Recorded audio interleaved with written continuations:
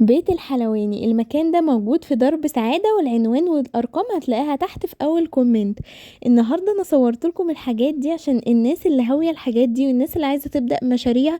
هناك في كل حاجة، عندهم بقى حاجات كتير جدا زي ما انتوا شايفين. القطاعات عندهم اشكال كتير جدا تقدري تعملي بيها كل حاجة. انتي كعروسة حتى ممكن تجيبيلك كام حاجة كده لزوم بقى، لو انتي عندك مناسبة، لو انتي عندك عيد ميلاد. عندهم كل مستلزمات الحلواني، عندهم اشكال كتير جدا، عندهم كل الصواني الالمونيا بتاعت اشكال الكيك. واحنا عارفين ان الكيك احلى حاجة انه يتعمل في صينية ألمونيا، بيوزع درجة الحرارة كويس جدا وبيطلعه تحفة. عندهم المكاييل، عندهم شايفين البوز دوت اللي بتحشي بيه الحاجة. لو انتي هتعملي حاجة من انواع الحلويات وعايز تحشيها من جوه، قوالب الكحك، في كل حاجة عندهم.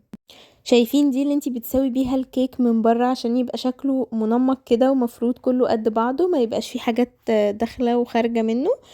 شايفين الاشكال دي الناس اللي بتعمل حاجات بعجينة السكر، عندهم حاجات كتير جدا تقدري تستخدميها. انتي كمان لو عندك عيد ميلاد حد من ولادك، الحاجات دي بتبقى غالية جدا بره، ممكن تجيبي اشكال زي كده وتعملي كيك وتزينيه بحاجات بسيطة جدا.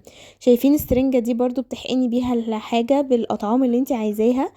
شايفين دي بتقطع العجين ازاي باشكال معينة شكل لبعض بالظبط، تقدري تعمليها حاجات فيها حشوات. الولاعة دي اللي هي بتحرقي بيها السكر عشان يعمل زي كراميل كده. ده كمان المنقاش اللي انتي بتعملي بيه الكحك كده، تعملي بيه اشكال. شايفين الحاجات المتقسمة دي حلوة قوي لو انتي هتعملي كيك، جزء شوكليت وجزء مثلا كريمة او فانيليا يعني. الحاجات المتقسمة دي حلوة جدا والاشكال بتاعتها تحفة جدا. عندهم شايفة اشكال الدمعة، عندهم اشكال بجد عجبتني جدا ومميزة. شايفين القطعة دي في حاجات بقى بتستخدميها مش بس في الحاجات بتاعت الحلواني. شايفين الشبكة اللي تحت دي انا جبتها اشوي عليها فراخ. يعني في حاجات ينفع تستخدميها حلو وحادق. دي كمان بتقطعي بيها الكيك عشان بتطلعه مظبوط جدا. عندهم اشكال كتير جدا من القطاعات.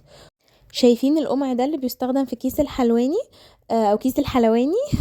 هتلاقوا بقى بصوا اشكال كتير جدا، حاجات واسعة وحاجات ضيقة واحجام كتير جدا. وشايفين الاطباق الصغننة دي بتستخدم لو انتي هتعملي حاجات ميني صغيرة هتتوزع مثلا على الاطفال او كده.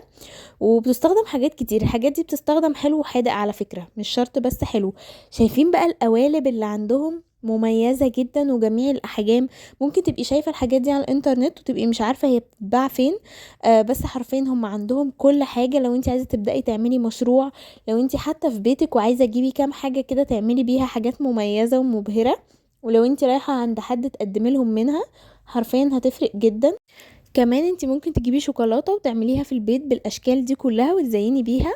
يعني مثلا ممكن تسيحي شوكولاتة وتحطيها في قالب من القوالب دي. وشايفين كمان الحاجات دي بتتحط على الكيك من بره بتعمله شكل كده، يعني تحسي ان هو شياكة جدا. عندهم كمان كل حاجة، مكان الوافل، مضرب البيض، مكان اللي هو الدوناتس، الميزان. هتلاقوا بقى كمان كل حاجة، الصواني. شايفين كل حاجة عندهم حرفيا. مكان البيتيفور، الصينية اللي بتقسم الكيك كذا قطعة. عندهم القوالب اللي بتتفتح من الجنب. عندهم مكان الكحك والبسكوت والبيتيفور، كل حاجة ممكن تتخيليها عندهم. عندهم كمان الأشكال دي اللي هي الصغيرة، بتعمل حاجات شكلها حلو جدا. لو انتي عاملة كيك وحتى مش بتعرفي تزيني، ممكن تستخدمي القوالب دي، بجد هتفرق جدا. عندهم أشكال حلوة قوي، ريش وورد وحاجات كده يعني مزجزجة، وحاجات مثلا زي تبقى عاملة زي موجة البحر، وحاجات زي نجمة. وفي حاجات كتير جدا بصوا اشكالها حرفيا تحفة. ولو انتي بادئة مشروع وعايزة تعملي تورت من البيت وتديها بقى تبيعيها للناس في اعياد الميلاد، هتفرق معاكي جدا. القوالب دي هتساعدك قوي قوي في تطلعي شكل شيك. شايفين بقى كمان القمع اللي هو بتاع الحلواني، الاكياس دي. عندهم الاكياس وعندهم القمع، انت بقى بتختاري الاقماع اللي انت عايزاها وتركبيها في الكيس. عندهم زي ما انتوا شايفين قطاعات، وكمان عندهم التولز او الادوات يعني اللي انت بتستخدميها وانتي بتعملي عجينة السكر وبتسويها من الحروف وتعملي بيها اشكال. شايفين لكل مناسبة عندهم حاجة. كمان انا بحب الناس جدا اللي بتشتغل بايديها. شايفة يعني لو انتي عندك اسبوع، لو انتي عندك فرح، لو انتي عندك مناسبة وجبتي كام قالب كده مناسبين للموضوع ده وعملتيها، هتفرق معاكي قوي. كمان الأداة دي حلوة جدًا. شايفين بقى الستانلس القمر دي اللي قدامكم دي، لو أنتِ مقطعة حاجة أو عاملة أشكال بعجينة السكر أو حتى في الحلويات أو في الحوادق، لو أنتِ مقطعة حاجة تشيليهم بيها، بجد عجبتني أوي الأداة دي. شايفين بقى عندهم كل حاجة حرفيًا تخص كل المناسبة وكل القوالب اللي ممكن تتخيلوها. هو بيساعدك من الإبرة للصاروخ حرفيًا في كل حاجات الحلواني هتلاقوها عندهم. حاجاتهم حلوة جدًا، جدًا عجبتني والmaterial بتاعتها حلوة. أنا للأسف ما قدرتش أعرف منهم أسعار عشان الأسعار متغيرة. شايفين عندهم أهو كل القوالب، وعندهم كمان العلب زي ما انتوا شايفين لو انتي هتبعتي لحد حاجة هدية او حتى هتبدأي مشروع. وعندهم زي ما انتوا شايفين كمان المفارش بتاعة العجين اللي بتتفرش. لو وصلتي لحد هنا ما تنسيش تعملي لايك وسبسكرايب وكومنت حلو جدا. وكمان شوفي في اول تعليق هتلاقي العنوان وهتلاقي الارقام وكل حاجة بالتفاصيل. يلا باي.